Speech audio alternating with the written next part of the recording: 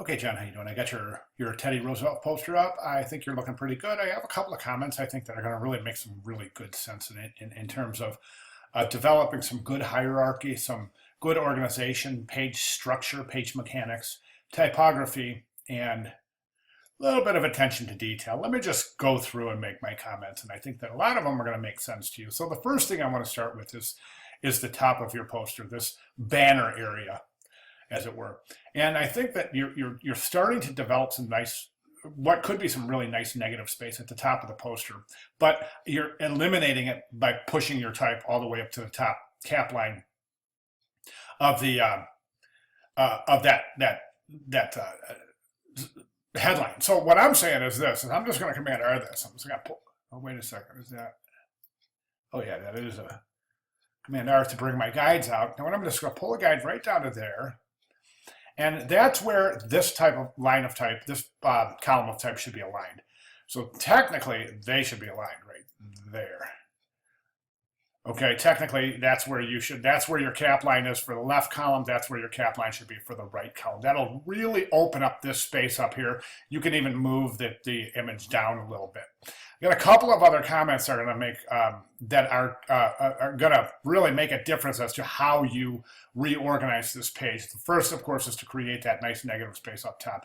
The second is, if we take a look at your word space or your character counts, I'll bet you're well over 100 characters on these lines, many of them.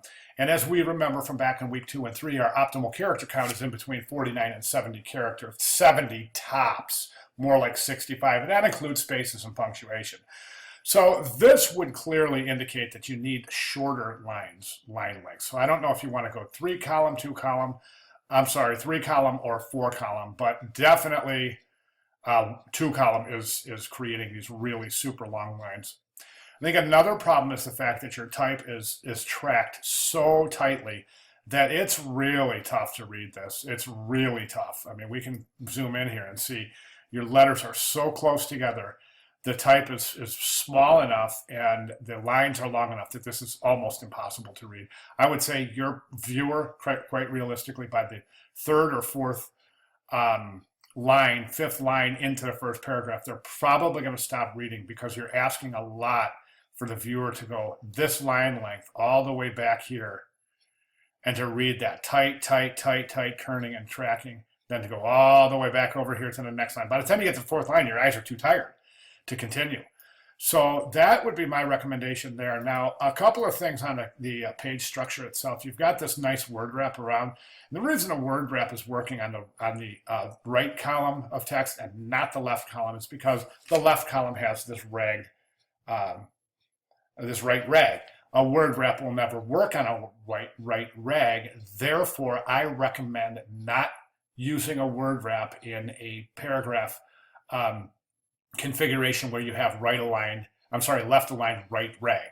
And the reason is because it's going to work fine with the straight edge of the left margin of the right column, but it's not going to work on the ragged edge of the right column of the left text block, the right margin of the left text block. Because as we can see, it's all choppy, and it just doesn't look good.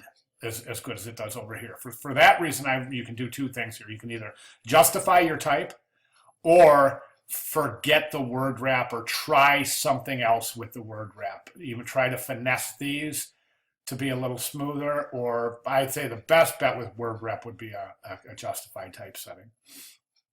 Okay, let's move down to the timeline. The timeline itself, I think, is really taking up a lot of space where it doesn't have to. Again, you can use this negative space.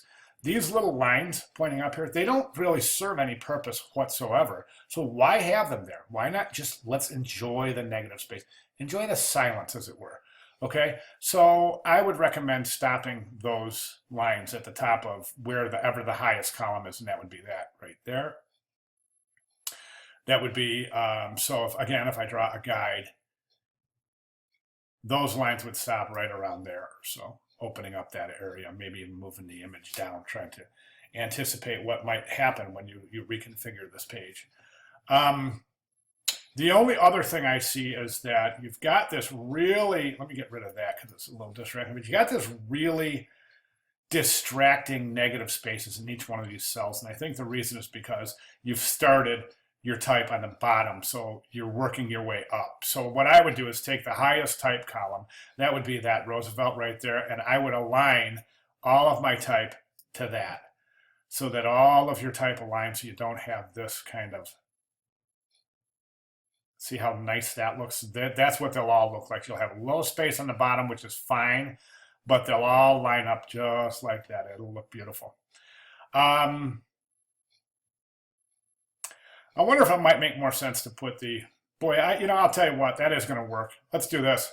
Let's do this. Let's put the year up top. That way you can just, clothesline all of these little sub-year descriptions into years. Clothesline means that they'll all align from the top, but they'll stop at different, differing baselines. So you move the year up above the line, and then the description below the line, bullet the description. Then if it goes into 2 lines, that's great. If it goes into 3 lines, that's great too. The bullets will all line up, the years will all line up, everything will be beautiful. All right, those would be my comments and my recommendations. If you have any questions, please feel free to let me know and I'll be glad to clarify. All right, thank you very much.